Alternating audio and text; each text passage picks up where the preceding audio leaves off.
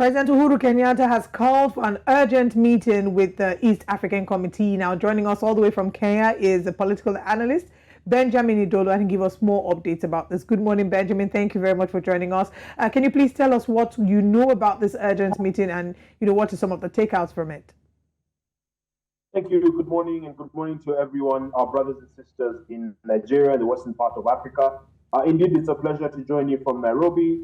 We have also been following closely, getting news of what is going on in DRC that is so concerning.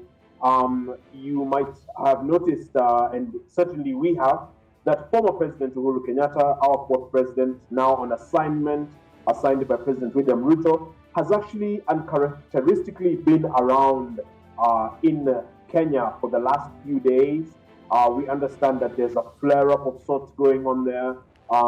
The former president has been very optimistic and very ambitious in trying to reconcile the different factions. DRC is in a unique position as being one of the wealthiest, by far wealthiest nations, the source of a lot of the minerals, the bauxite, the different types of minerals that are used by multinationals, especially in the manufacture of smartphones.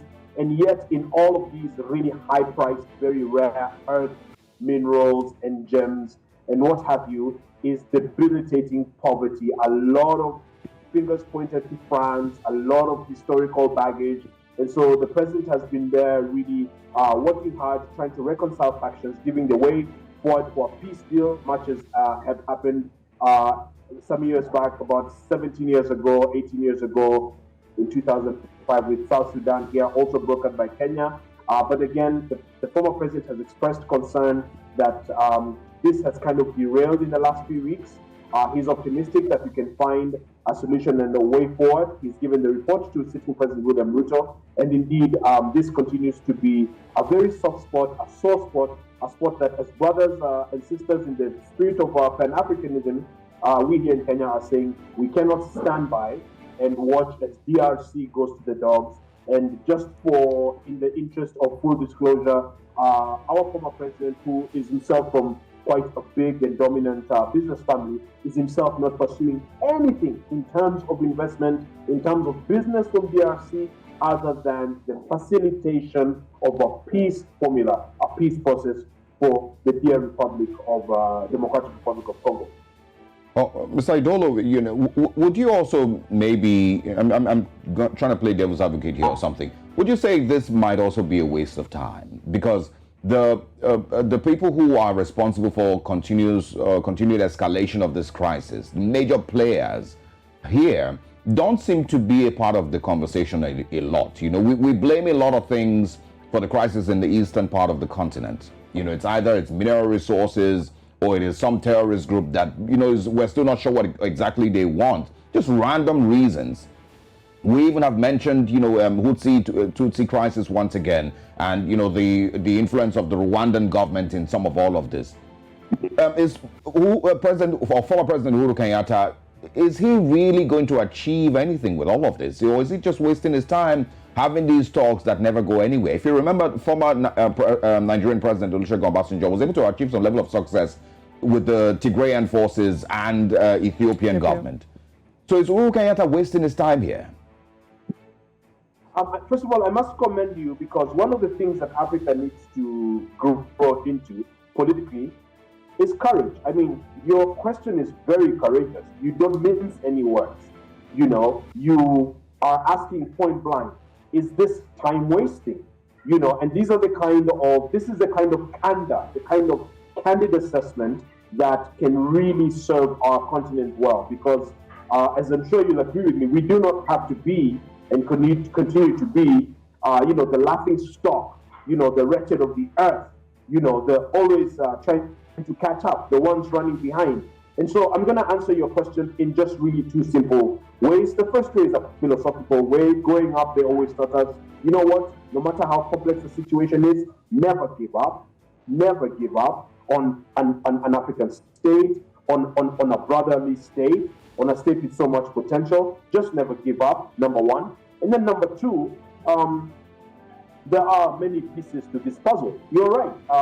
there's the role, historical role and current role of a country like France, okay? And so the way I look at it is, how do you build a house? You build a house first by laying the foundation.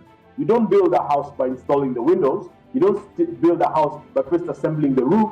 So President Uhuru Kenyatta is going to come in as an African brother, representing an African state, and he's going to give the TOR and the laid down guidelines for what we think is the way to broker peace and prosperity for DRC. So that will be a first step. Because he's a pretty young, former head of state, he's going to put a lot of energy and a lot of thought and a lot of resource into getting this foundation done well. Down the road, then we can have other players that have been, elusive, including France and others, that Belgium can capture the foundation. We can say, look, your role in creating this mess, this is what we think must be done for accountability. Are those easy conversations? No. Is this tough?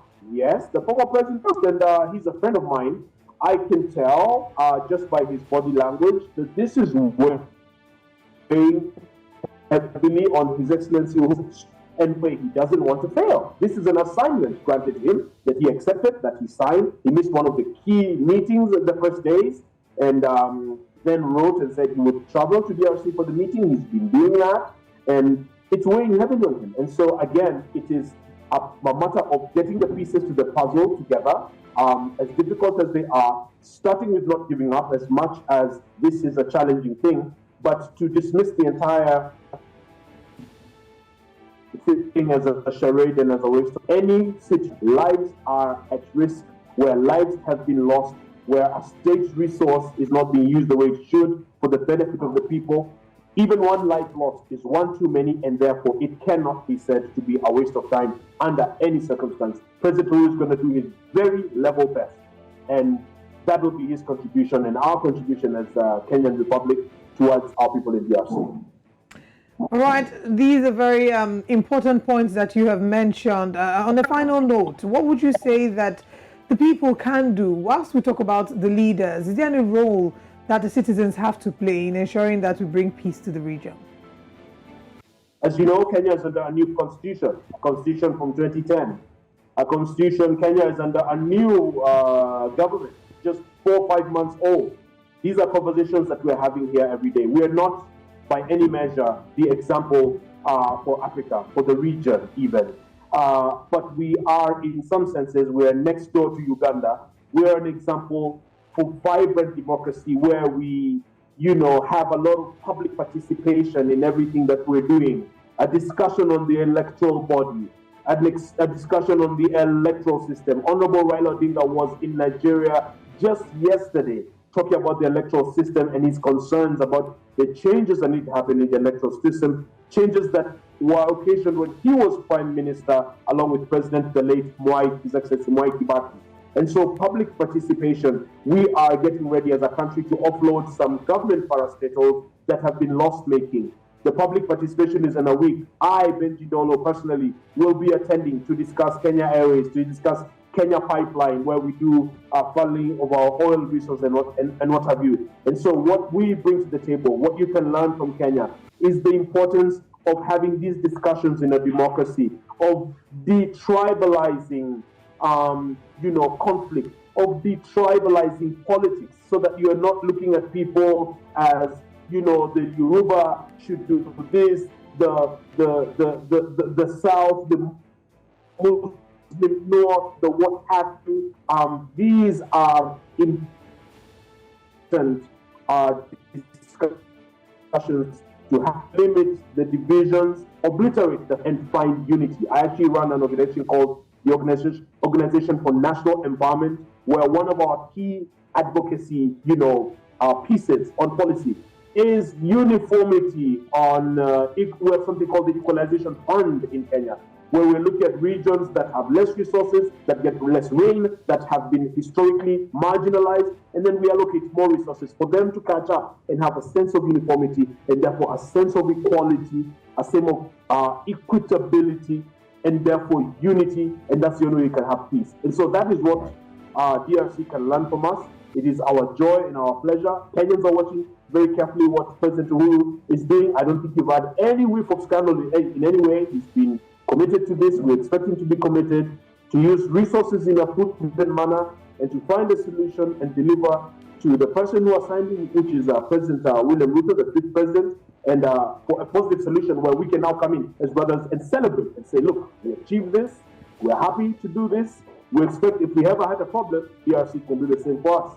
It's in the spirit of African brotherhood. All right, Benjamin Idolo, there's, obviously so much, more that needs to be added. But of course, it's continuous encouragement, like you've said. My point of view concerning all of this, is a lot broader. But it's continuous encouragement to Paul Kagame, to Felix Tshisekedi, to William Ruto, Uhuru Kenyatta. Everybody needs to play their own part in ensuring that this is not the story of Africa that we want to tell in the future. We'll look forward to speaking with you again. Thanks for joining us.